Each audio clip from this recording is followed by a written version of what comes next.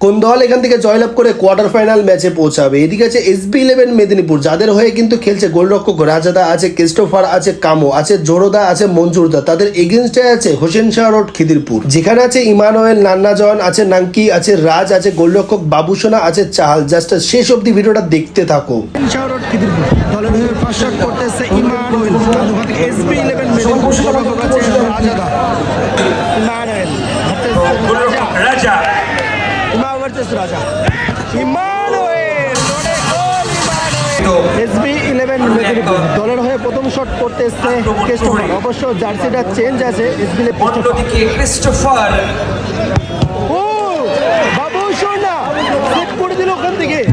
Hossain Shah road Khidirpur দলের হয়ে second shot করতে এসছে রাজ, আর ওখান থেকে গোলরক্ষক আছে রাজা। রাজ ভার্সেস রাজা। রাজ ফাইনালি করলো, বার করতে লেগে গোলটা। SB11 মেদিনীপুর দলের হয়ে সেকেন্ড শট করতেছে কামো, আর ওখান থেকে গোলরক্ষক বাবুসোনা। অবশ্য কামোকে এখান থেকে গোল করতেই হবে। হোসেন শাহ রোড খিদিরপুর জয়লাভ করবে। কামো ভার্সেস বাবুসোনা। কামো ওরে গোল, কামো ওরে। হোসেন শাহ রোড খিদিরপুর দলের হয়ে উইনিং শট করতেছে বাবুসোনা। গোল করলে কিন্তু সরাসরি হোসেন শাহ রোড খিদিরপুর জয়লাভ করবে। এবার উইনিং শট অ্যান্ড গোল, সরাসরি হোসেন শাহ রোড খিদিরপুর এখান থেকে জয়লাভ করলো।